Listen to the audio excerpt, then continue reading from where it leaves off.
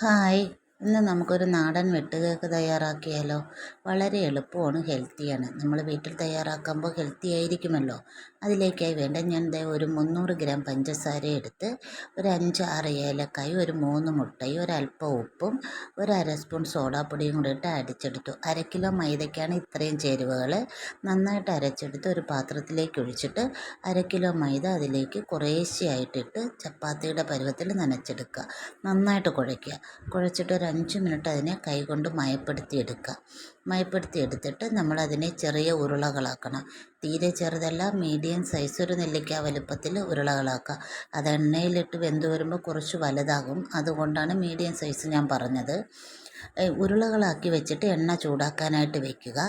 എണ്ണ ചൂടായി വരുമ്പോഴത്തേക്കും നമുക്ക് ഈ ഓരോ ഉരുളകളെടുത്തിട്ട് അതിൻ്റെ മുകൾ ഭാഗം നമുക്ക് പിച്ചത്തി എടുത്തിട്ട് മുകൾ ഭാഗം പ്ലസ് പോലെ ഒന്ന് വരയുക. ഇതേപോലെ എണ്ണയിൽ ആദ്യം എത്ര എണ്ണം ഇടുന്നോ അത്രമാത്രം ആദ്യം വരഞ്ഞു വെച്ചാൽ മതി. പിന്നെ ഇടുന്ന ക്രമത്തിൽ വരഞ്ഞാൽ മതി, അല്ലെങ്കിൽ അത് മാവ് ഒന്ന് മൂടി ആ വര അങ്ങ് മാഞ്ഞു പോകും. അതുകൊണ്ട് ഇതേപോലെ വരഞ്ഞ് എണ്ണയിലേക്കിട്ട് നമുക്ക് തിരിച്ചും മറിച്ചിട്ട് മൂപ്പിച്ച് കോരിയെടുക്കാവുന്നതാണ്.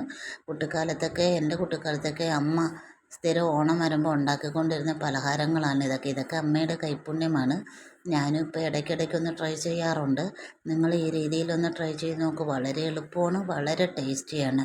ഇഷ്ടമായ ലൈക്ക് ചെയ്യണേ, ഷെയർ ചെയ്യാൻ മറക്കല്ലേ. എന്തെങ്കിലും അഭിപ്രായങ്ങൾ നിങ്ങൾക്കുണ്ടെങ്കിൽ കമൻറ്റ് ചെയ്യണേ.